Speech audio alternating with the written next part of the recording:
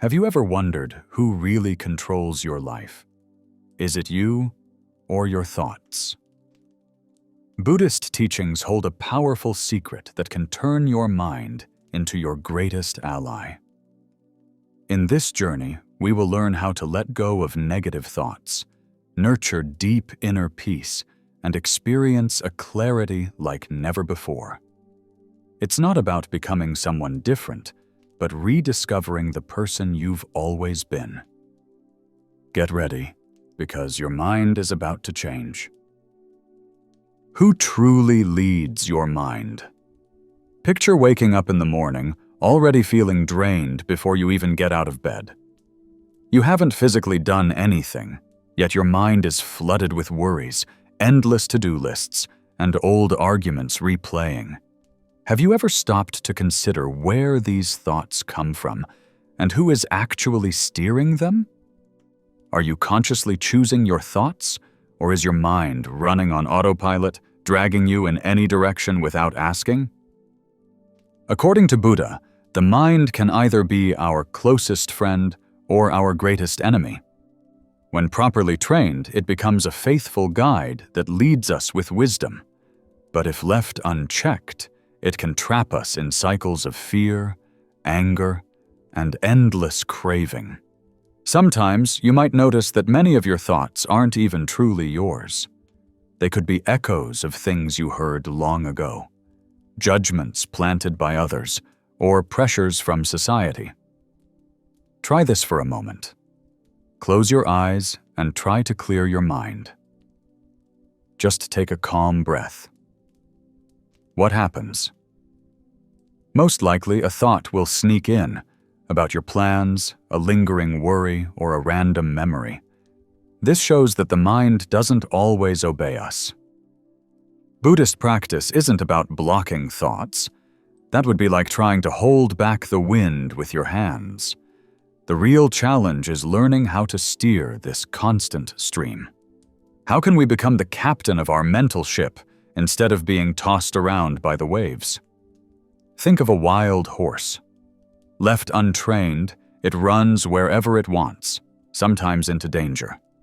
But with patience and guidance, it becomes a reliable partner that can take you far. The mind works the same way. It's not our enemy by nature, but without direction, it can cause harm. Ask yourself, what kind of thoughts usually lead you throughout the day?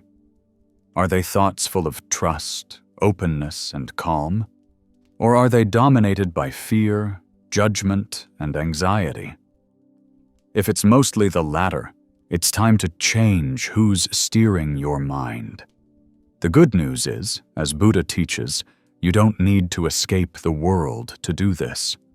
You don't have to retreat to a monastery, shave your head, or meditate for hours.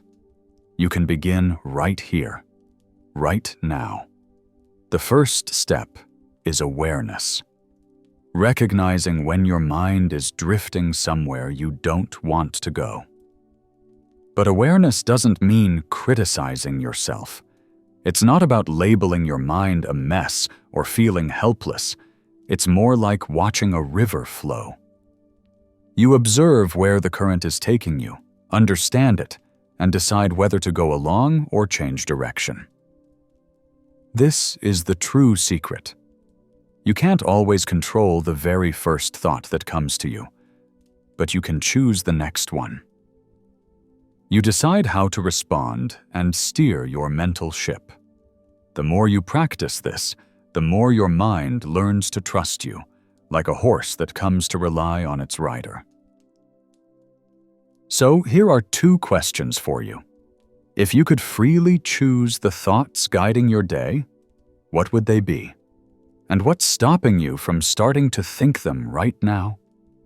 The mind is like the sky, sometimes clear and bright, other times hidden behind heavy storm clouds.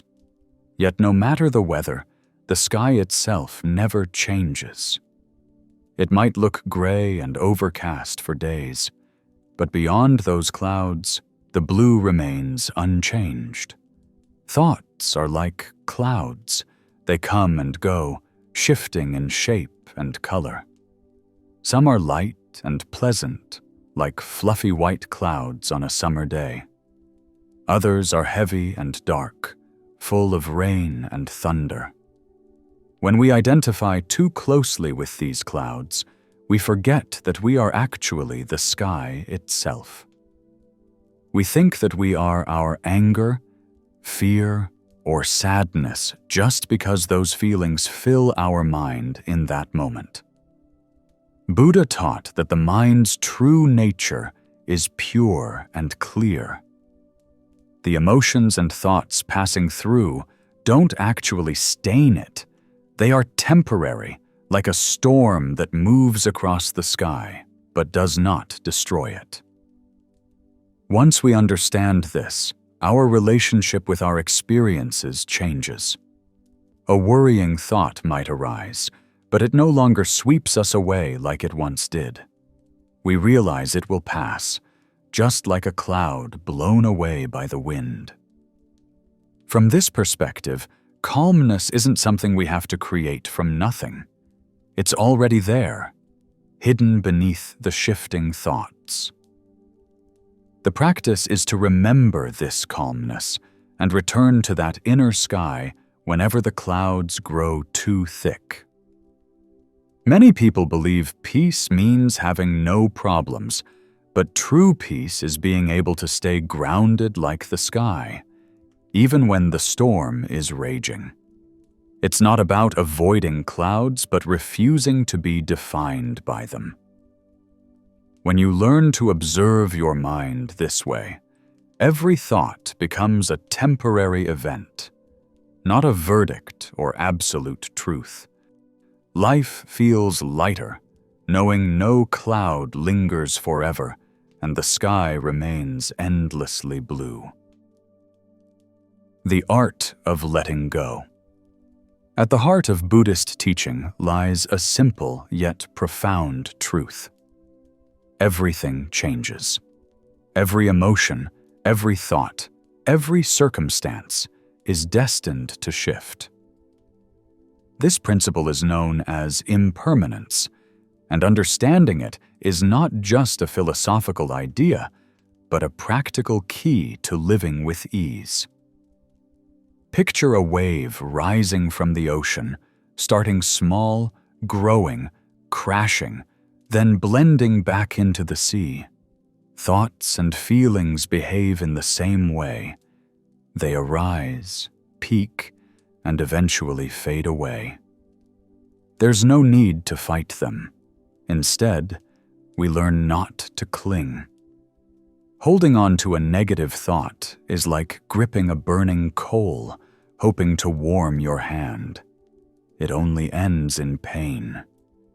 Similarly, trying to hold on to a joyful moment out of fear, it will end often makes it slip away even faster. Letting go means allowing each experience to follow its natural flow, neither forcing it to stay nor pushing it away prematurely. The Buddha compared the mind to a taut rope. If you pull too hard, it snaps. If it's too loose, it makes no sound. The art lies in finding the perfect balance between presence and detachment. Letting go doesn't mean becoming cold or indifferent, but staying open while recognizing that nothing truly belongs to us in everyday life. In practice, this means not feeding a thought with extra stories. If worry arises, we acknowledge it without turning it into a chain of fears. If a painful memory surfaces, we observe it without reliving every detail. In this way, the thought loses its grip and slips away. Over time, letting go becomes natural, like opening your hand and letting a bird fly free into the sky. You don't lose it because what it gave you, understanding, growth, wisdom, stays with you. This is the beauty of the practice.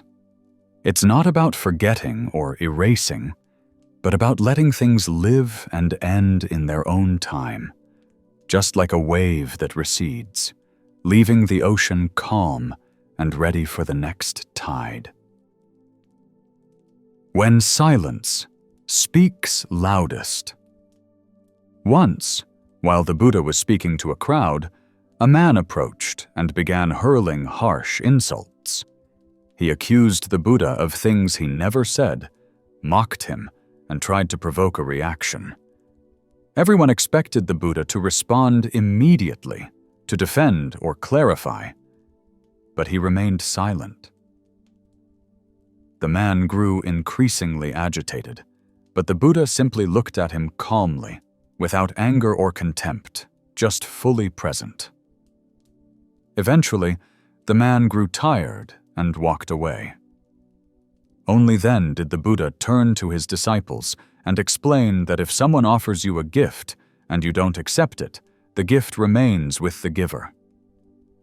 The same applies to words and insults. If we don't take them in, they do not belong to us.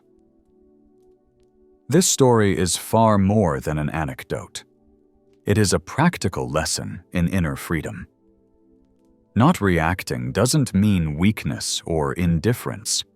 It means choosing not to be controlled by others' emotions. It means realizing that true power lies in deciding how and when to respond. Rather than acting on impulse, silence in these moments is not emptiness. It is full of strength, clarity, and purpose. It is the moment we break the endless chain of action and reaction that often fuels conflict. We live in a world that values speed and instant replies as signs of intelligence or strength, but mindful silence is a profound response. It allows our mind to remain calm and clear even when storms rage around us. Yet, this practice requires training. The urge to respond immediately is strong, especially when we feel attacked or misunderstood. But through meditation and mindfulness, we learn to create space between stimulus and response. In that space, freedom arises, and within that freedom, sometimes silence speaks louder than 1,000 words. The breath that brings you home. There's a sound that accompanies us from the first moment of life until the last, yet we rarely truly listen to it. Our breath. We inhale and exhale thousands of times a day, but we hardly ever pause to feel it. In Buddhist practice, breath is more than a biological function. It is a gateway to calmness, clarity, and inner freedom. The breath is always available, wherever we are, no matter the situation. It doesn't require special tools, places, or conditions. All it takes is to pause and bring attention to the air entering and leaving the body. When we do this, we create an anchor, a stable point amid the restless flow of thoughts. Imagine the mind as a raging river where your thoughts are the currents. Trying to swim against them exhausts you and risks pulling you under. The breath, instead, is like a solid rock in the river. You can hold on to it, regain strength, watch the current without being swept away, and then choose when and how to move. On chaotic days, just a few mindful breaths can transform the quality of your mind. As you inhale, focus solely on the air coming in. This interrupts the stream of thoughts, not pushing them away, just letting them rest in the background. As you exhale, follow the air leaving your body and allow tension to melt away. It's like opening a window in a stuffy room. Breath has a unique feature. It is the only bodily function that can be both automatic and voluntary. This means we can always take control, using it to influence our inner state. A deep, slow breath signals the body that there is no danger, and the nervous system relaxes. In Buddhist tradition, following the breath is described as coming home. This home isn't a physical place, but a mental state of presence. Whenever we get lost in thoughts, we can come back simply by breathing mindfully. It's a return to the present moment, the here and now, where life truly unfolds. With practice, the breath becomes a constant ally. In a tough conversation, in traffic, or during anxiety, you can always choose to take 3 mindful breaths. It's a subtle act. No one else will notice. But inside, it makes a huge difference. The beauty of this practice is that the more you cultivate it, the more it expands beyond formal meditation. You start breathing mindfully while walking, cooking, or listening to someone. And without realizing it, your mind stays anchored more often to that serene sky you discovered within. When you learn to use the breath as a guide, you're no longer a prisoner of mental storms. You come home whenever you wish. Detachment with heart and gratitude. When we hear the word detachment, we often think of coldness or indifference. But in Buddhism, true detachment arises from the heart, not distance. It's not about shutting the world out, but learning to stay open without clinging. Being detached with heart means living fully in every experience, appreciating it without owning it, like watching a sunset, admiring and feeling it deeply, then letting it go without anger because you know the sky will offer more beauty. Compassionate detachment is the ability to say, I love this person, this moment, this situation. But without holding on tightly, in this way, we don't smother what we love, nor do we suffer when change inevitably comes. It is the opposite of apathy. It's a love so vast, it doesn't need possession. And who comes into play here? Gratitude. When we are grateful, every moment becomes enough. We don't wait for perfection to appreciate life. We see things as they are, with all their imperfections. Gratitude transforms detachment into something warm and luminous. We don't let go with sadness, but with thankfulness for what we have experienced. In daily life, this means finding moments to mentally thank what we have now. It could be a loved one's voice, the warmth of the sun, or a deep breath. The more we nurture this outlook, the less our mind tries to cling, and the more it opens to life as it is.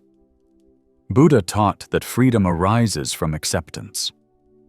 When we stop fighting change and start flowing with it, we discover a peace that doesn't depend on circumstances. Gratitude becomes our roots, and compassionate detachment our wings. If these reflections brought you a moment of peace or clarity, perhaps they could be a small gift to someone else.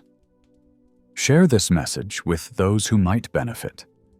And if you feel like it, tell me in the comments which part of this journey touched you most. Your experience could inspire and help others on their path. Don't forget to subscribe to the channel, and see you in the next video.